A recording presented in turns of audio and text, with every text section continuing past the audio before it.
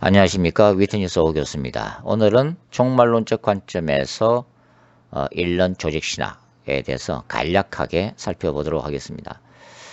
21세기 시대적 상황으로 볼 때 종말론은 더 이상 조직신학의 외곽 자리에 자리 잡고 있지 않습니다. 기독교 신학의 본질은 그 특성상 종말론적이며, 따라서 이제 종말론은 신학의 중심 자리에 위치해야만 한다고 믿습니다.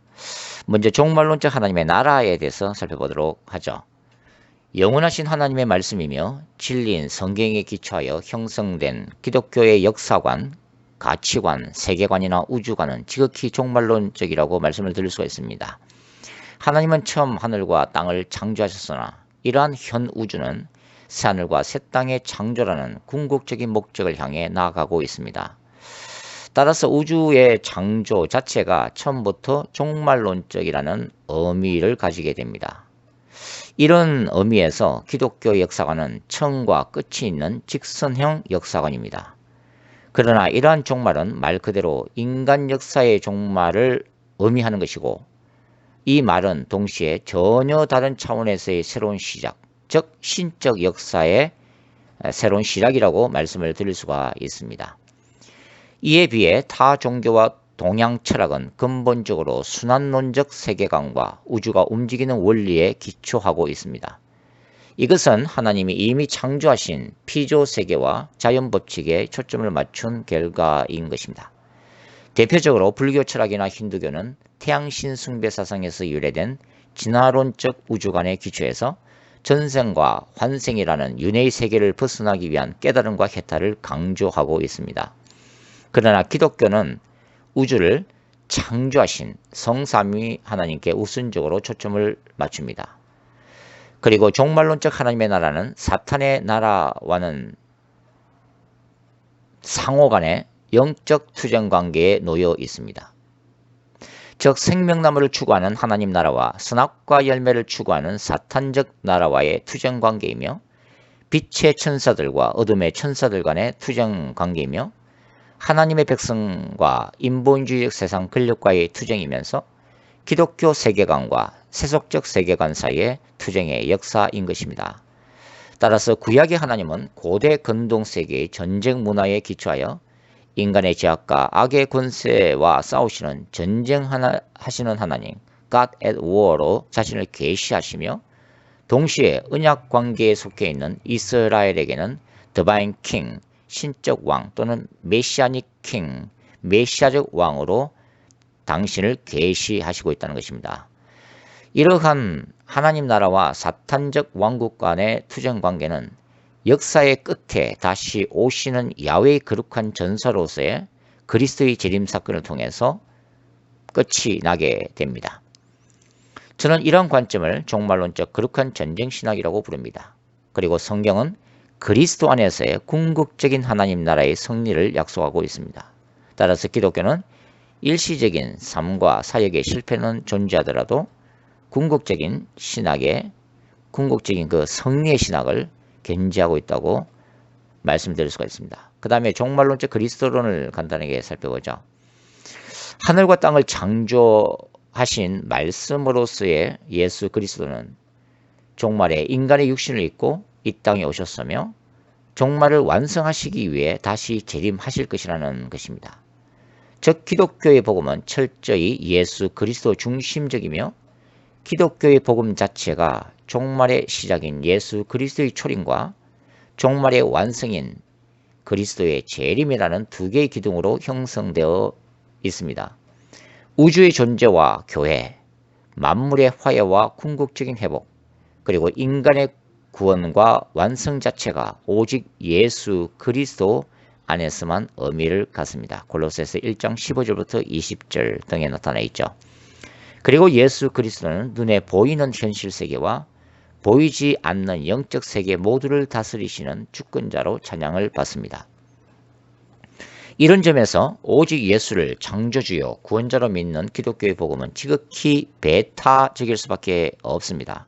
그리고 모든 종교들과 철학사상 가운데 유일하고도 완전한 진리로 존재합니다. 예수 그리스도는 우주의 종말론적 심판과 구원의 중심입니다. 그리고 모든 권세 위에 뛰어나신 우주적 왕으로서 만물을 다스리시는 절대자로 그분을 계시하십니다. 에베소서 1장 21절부터 23절, 요한계시록 4장과 5장 등에 나타나 있죠.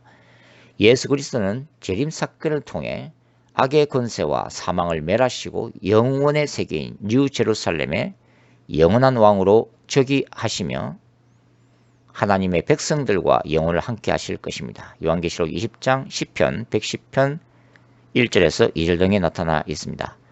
이런 점에서 기독교는 어떠한 절망적인 상황 속에서도 결코 포기하지 않는, 포기할 수 없는 희망의 신학을 견지한다는 거죠. 그 다음에 종말론적 신론에 대해서 살펴보겠습니다. 기독교의 하나님은 성부, 성자, 성령 하나님으로 상호간에 구별은 되지만 결코 분리될 수 없는 하나의 하나님이신 성삼위일체적 하나님으로 존재합니다. 영원전에 계셨던 하나님은 시간과 공간을 창조하심으로 인간의 역산으로 들어오셨고 자연 법칙을 통해 우주 만물을 다스리시지만 그분의 뜻과 섭리를 따라 초자연적으로 역사하시는 분이십니다. 우리는 이것을 기적이라고 부릅니다. 성부 하나님은 구약시대에 이스라엘을 선택하시고 이스라엘의 역사 안에서 언약을 따라 구속의 역사를 주관하셨으며 구약적 예언을 성취하시고자 신약시대에 아들 예수를 보내시게 되죠. 성자로서 예수는 이 땅에서 사탄의 나라를 능력으로 침노하시는 하나님의 나라를 선포하셨으며 친히 교회 공동체를 세우시고 그것을 하나님 나라의 모형으로 삼으십니다. 그리고 믿음으로 칭의를 받은 신자들을 거룩한 그분의 신부로 삼아 장차 재림 사건을 통해 종말론적 하나님 나라의 완성인 영혼의 세계로 인도하실 것입니다. 성령 하나님은 종말의 시작 시점인 그리스도의 성천 후에 종말론적인 진리의 영으로 이 땅에 오셔서 종말론적인 예수 그리스도를 대신하는 현재적 그리스도의 현현으로 역사하십니다. 이런 의미에서 성삼위 하나님은 종말론적 하나님으로 인식될 수가 있다고 하는 거죠. 성삼위 하나님의 존재는 철저히 예수 그리스도를 통해서만 가능합니다. 예수 그리스도에 대한 믿음을 통해 그리스도를 죄와 사탄으로부터의 구원자, Savior, 그리고 삶의 주인, 로드로 받아들인 사람만이 하나님과의 관계가 회복되며 성령의 내주하심과 다스리심을 받을 수가 있기 때문입니다. 성부 하나님은 오직 유일한 아들이신 성자 예수를 통해서만 영광을 받으시고 예수 그리스도를 전가신 영이신 성령님은 창조와 생명의 영이실 뿐만 아니라 종말론적 사건인 예수 그리스도의 재림 때까지 신자들 안에 내주하심으로 첫째는 신자들에게 죄의 근세를 쌓을 수 있게 도우시고 신자들로 하여금 성화의 삶, 즉 예수 그리스도를 닮아가는 거룩함의 삶으로 이끄십니다. 또 다른 측면에서는 외적으로 성령의 은사들과 하늘의 권능을 부어주심으로 예수 그리스도의 정인으로서 하나님 나라를 확장하게 만드시죠. 종말론적 교회론에 대해서 간단하게 살펴봅니다. 교회 공동체의 본격적인 탄생 자체가 종말론적입니다. 구약의 예언서와 유대 묵시 사상의 기초 위에서 성령의 오심 자체가 종말론적입니다. 요엘 2장 28절부터 31절 등에 나타나 있죠. 그리고 오순절 사건의 결과로 시작된 초대교회는 예수 그리스도의 임박한 재림을 기다리는 종말론적 마라나타 공동체로 시작이 되었습니다. 사도행전 2장이죠. 예수 그리스도의 재림이 지연됨에 따라 실현된 종말론이 강조되기도 하고 미래적 종말론이 때로는 강조되기도 하지만 본질적으로 교회 공동체는 종말론적 공동체임을 부인할 수가 없습니다. 바울은 이방인과 유대인이 하나 되는 신약적 공동체를 종말론적 공동체로 인식을 했습니다. 에베소서 2장과 3장입니다. 그리고 사도 요한의 밤모스메스의 계시와 환상에 의해 이러한 교회 공동체의 궁극적인 완성이 구약의 이스라엘과 신약의 신자들이 그리스도 안에서 하나 되는 하나의 거대한 우주의 몸을 형성하는 뉴 제루살렘으로 확인이 되어집니다. 요한계시록 21장 12절부터 14절이죠. 교회는 창세기 3장 15절을 통한 예수 그리스도의 종말론적 전쟁을 계승하는 그리스도의 몸으로서 인간의 죄악과 악의 권세와의 투쟁을 통해 하나님의 영광과 그분의 나라를 이 땅에서 확장해 나가는 거룩한 도구로 선택되어졌습니다. 공동체로서 교회는 예수 그리스도의 거룩한 신부들로서 십자가의 피 묻은 복음을 가르치고 선포할 뿐만 아니라 동시에 예수 그리스도의 재림을 준비하며 선교적 영역과 타락한 세상 속에서 하나님 나라 확장을 위한 그분의 강력한 군대로 부르심을 받았다는 것입니다. 교회는 때로는 성경과 순교자적 삶을 통해 때로는 기사와 표적이 나는 성령의 권능을 통해 세상 속에서 예수 그리스도의 정인 공동체로서 자신을 드러내도록 인도하심을 받고 있습니다.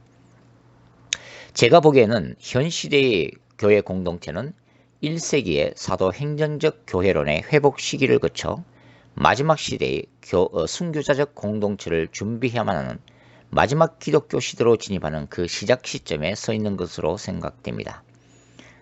저는 이러한 신학과 영성을 종말론적 거룩한 전쟁 신학과 투쟁인 영성이라고 부르고 있습니다. 이제 종말론적 인간론에 대해서 한번 살펴보겠습니다. 성경이 계시하는 인간은 어떤 존재일까요? 하나님의 형상으로 창조된 피조물이라고 말합니다. 따라서 지정의로 대표되는 속성을 가지고 있죠. 그리고 피조물에 대한 하나님의 통치권을 위임받은 존귀한 존재로 나타나 있습니다. 창세기 1장 26절부터 28절이죠.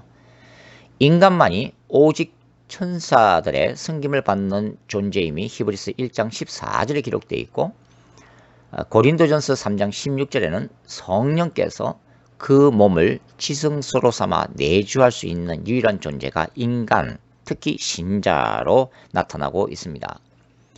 인간은 영혼과 육체로 이분법으로 설명하기도 하고 영혼육 3분법으로 설명하기도 합니다. 그러나 인간은 이분법이든 3분법이든 영혼과 육체 또 영과 혼과 육이 구별은 되지만 분리되지 않는 통합적 인격체로 이해가 되어집니다. 그리고 마지막 날 신자들은 고린도전서 15장에 따르면 부활체를 입고 영혼으로 들어가게 됩니다.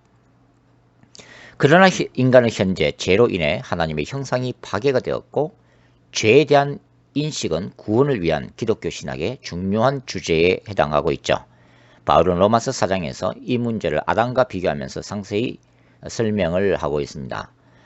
모든 인간은 태어날 때부터 죄의 지배하에 놓여 있고 육체적으로 죽을 수밖에 없는 종말론적인 존재입니다. 살아있는 자들조차도 이미 죽음이 선언되어 있지만 그러나 아직은 죽음을 맞이하지 않는 종말론적인 존재라는 의미죠. 바울에 따르면 구원을 받은 신자들조차도 그리스도의 재림 때까지 내적인 죄악된 본성과 악의 권세에 대항하여 거룩함을 위해 끝까지 투쟁해야 할 존재로 나타납니다. 로마서 6장에서 바울이 이것을 주장하고 있습니다. 인간은 주어진 자유 의지를 가지고 하나님의 영광을 위해 살아야 하며 그분의 은총 아래 순종해야만 하는 피조물입니다. 그리스도인들은 이제 새로운 피조물로서 세상 사람들과 구별되었다고 성경은 말하고 있습니다. 타 종교들과 철학사상들이 이 땅에서의 유한한 인간의 고통을 극복하고 궁극적으로 인간의 행복을 추구하고 있지만 신자들은 이 땅에서의 삶과 현재적 하나님의 나라를 위해 최선을 다하지만 본질적으로 사후의 세계와 영혼을 추구하는 존재들입니다. 따라서 신자들은 이 땅에서의 삶을 나그네와 순례자의 삶으로 살아내야 할 존재이며 자신의 행복이 아닌 오직 예수 그리스도의 영광을 위해서 존재합니다. 즉 신자들이 경험하는 고독과 함께 하는 공동체성, 기쁨과 슬픔, 축복과 고난조차도 오직 예수 그리스도의 나라와 영광을 위해 존재한다는 의미입니다. 결론적으로 인간은 성령의 인도하심에 순종할 때는 하나님의 영광을 극명하게 드러내는 위대한 피조물인 동시에 사탄의 유혹과 미혹에 빠질 때는 그 파괴성과 우상 숭배를 통해 하나님의 영광을 대적하고 짓밟을 수 있는 또 유일한 존재이기도 합니다.